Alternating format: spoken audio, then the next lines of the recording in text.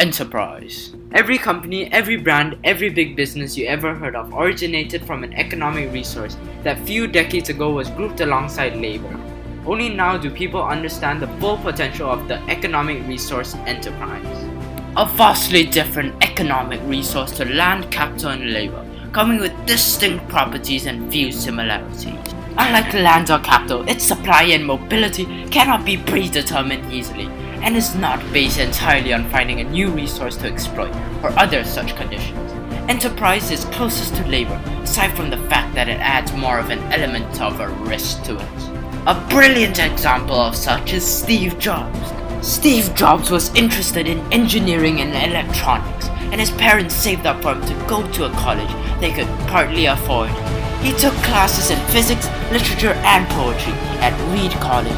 He then dropped out of college and got interested in art class when he went into calligraphy. Instead of continuing with this, he decided to drop out of college and take an unprecedented risk, as he and his close friend Steve Wozniak embarked on a journey that costed them a lot of their own money to create what is known today as one of the most valued companies, Apple. This was an example of real-life enterprise. A person who had an inclination towards physics and English literature to work on his original passion, computers, to fuse that with his knowledge of calligraphy to make something unheard of at the time, a computer with multiple typefaces. He decided to use his skills to create the first few fonts for the computers they created, or in his own words. And since Windows just copied the Mac, it's likely that no personal computer would have them. Enterprise happens to be one of the economic resources that can render unpredictable.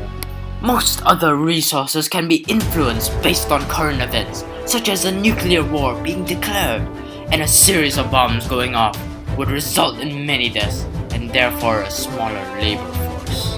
For enterprise, on the other hand, a nuclear war could result in people innovating a new defense for the country. This means the enterprise would go up. Alternatively, it could scare people to start enterprises, and could make people want to save up money for crucial times. The supply of an enterprise is, however, incredibly influenced by the education system of the country. If the cost for higher education increase, less people are likely to be educated to the highest extent they can.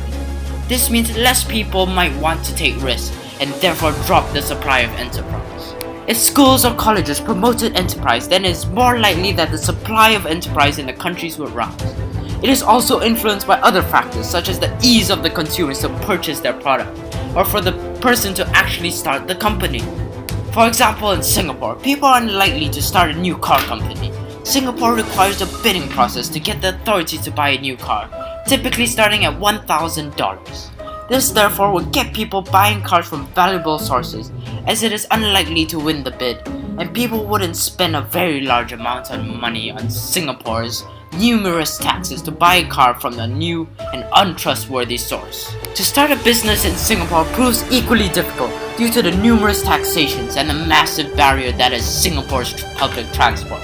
It is so well developed that people are unlikely to need a car, and that the world's largest brands have already made a name in Singapore, making them more viable through Singapore's stringent checkings and innumerable fines that new business owners may not have. How mobile is enterprise is the final question we are yet to answer. Enterprise is very occupationally mobile. The skill involved in enterprise can be applied in almost every industry.